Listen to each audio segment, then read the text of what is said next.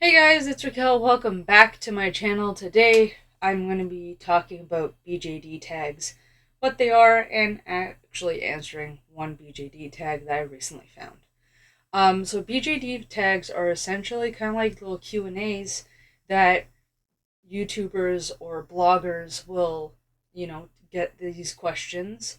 They'll answer the question and then they'll tag other BJD creators to answer the question as well.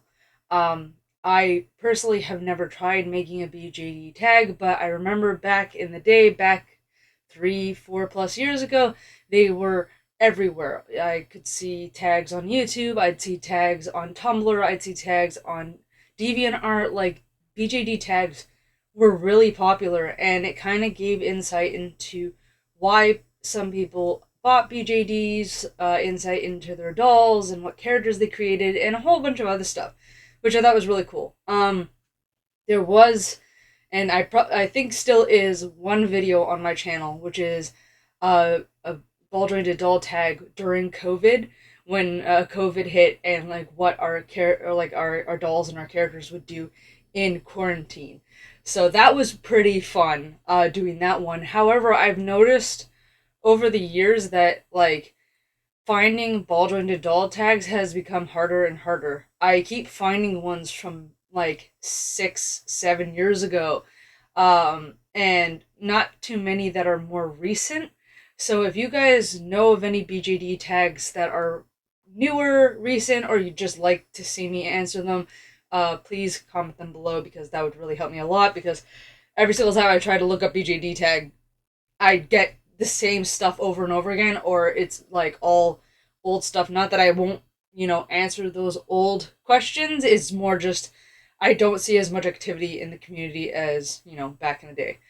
So those are really, really fun. I have a handful of them set aside for future videos, and I was kind of doing some research on them today to just try to figure out what I was going to do today, because today was supposed to be a craft time video. Obviously, craft room's still not set up, so here I am doing a different video. But I came across one from Sarah Squire from about 5 years ago, so that's how long that tag has been. And it was, how did your dolls influence your writing? Now, as some of you may know, and some of you who are new may not know, I am a writer. I have not published anything yet, but I role play using post by post role playing. So I write as a character, and whoever my character interacts with, that person writes back, and it's kind of like a back and forth type of thing. And I've also written a couple of scripts, one feature length film script, a couple other small short film scripts, and a couple other things. Now, I know that it seems like, oh my god, that's a lot of stuff that you've written. It really isn't a lot of stuff, because none of it's been really published or posted anywhere. It's all kind of my own stuff that I'm hoping one day I can, produce, release, whatever. But right now is just kind of my own writing. But I have to say that Ball Jointed Dolls has influenced my writing, but writing has also influenced my Ball Jointed Dolls. And what I mean by that is that when I first got into the hobby ages ago, it feels like ages ago at this point, um, I saw them as outlets to create my characters.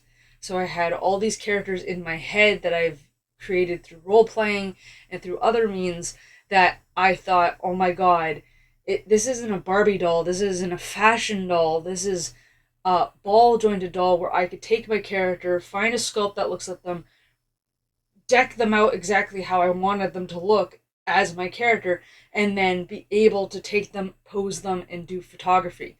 That was my biggest inspiration for getting into the hobby, was the customization and custom. I can't pronounce that word right now. I want to say customability, but that doesn't sound right. But maybe it is. I don't know. You tell me.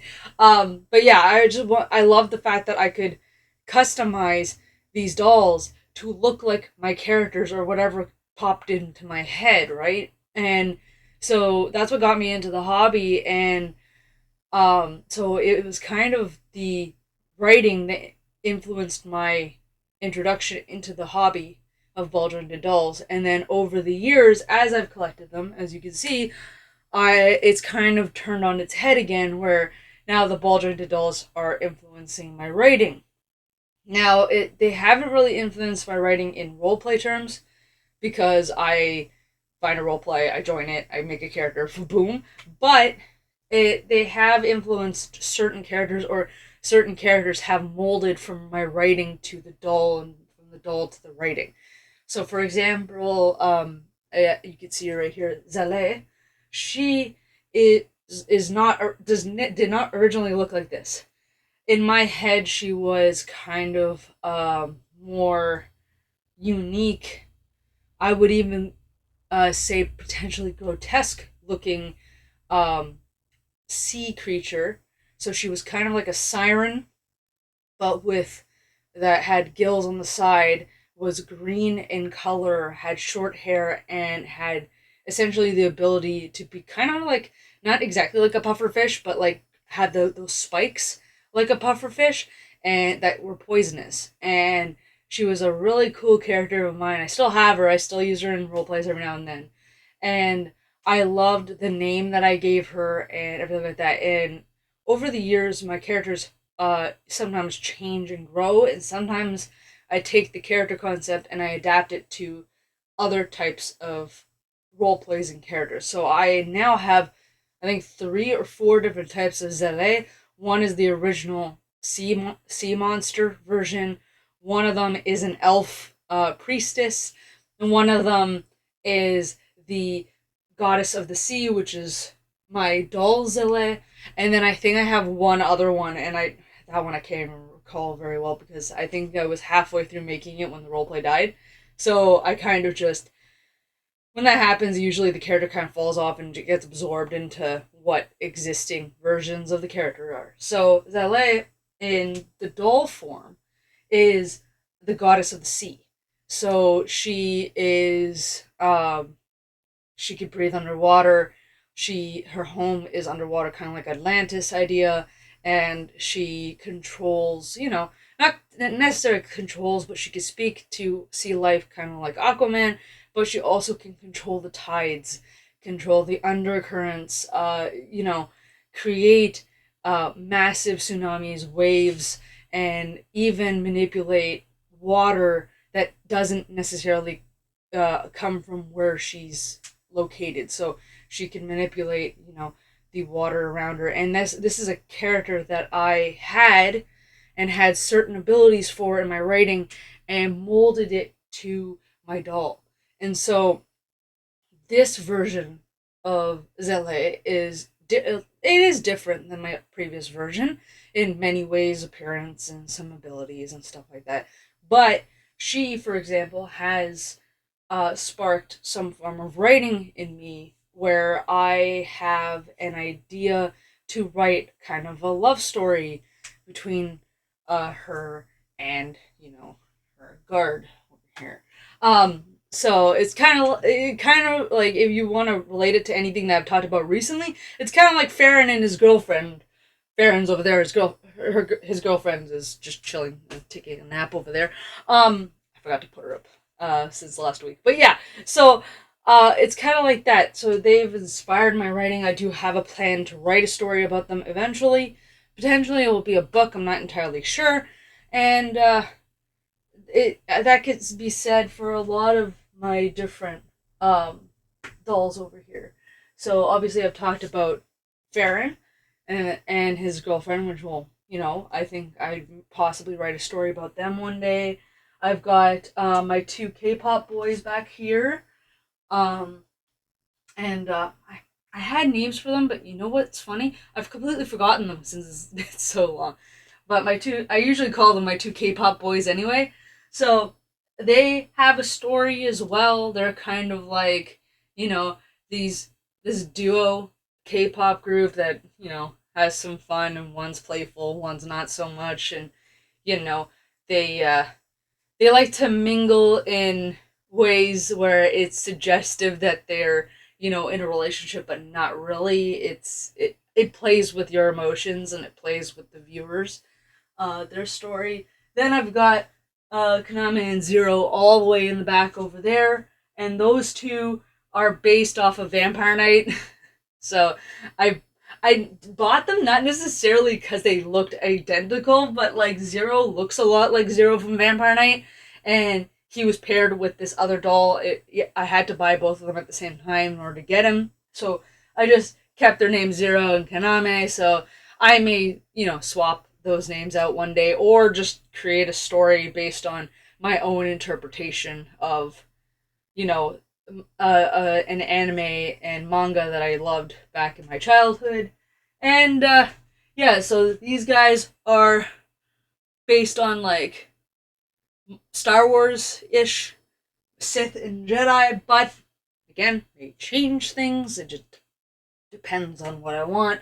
So a lot of my and like for example, Anastasia, I completely like I was about to continue and continue on with my thought process, and then I realized, wait a second, I forgot about one of my most important. Anastasia is a character I've written before, the vampire child, and to be able to find a doll that looked exactly what I envisioned Anastasia to look like and to have been able to purchase her, and I can't wait to actually finally put a face upon her and finish her.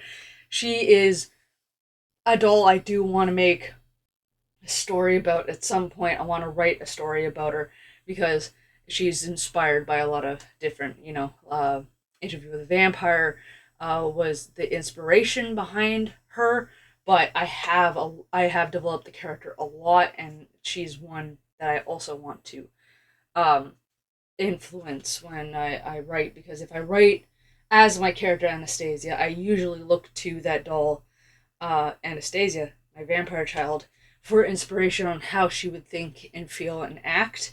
And sometimes, if a doll is enough reference to a character that I'm currently writing for, I will actually have them sit beside me at my typing computer and just sit there, and I'll look at them and I will type, and it helps me think and process and get into that groove. So that's how my ball jointed dolls have influenced my writing and how my writing has influenced my dolls. I pass this tag along since I know Sarah Squire was the one who created the tag, or it was inspired by something else and she created it. So if anyone else wants to jump on this BJD tag bandwagon, please do so, because it'd be really cool to start that up again as a community. And again, if you guys know of any BJD tags I am missing, please send them my way. I'd love to see them, and I'd love to jump on those bandwagons as well. So, guys, thank you so much for watching, and as always, my friends and family, I'll see you guys in the next one. See ya! Bye!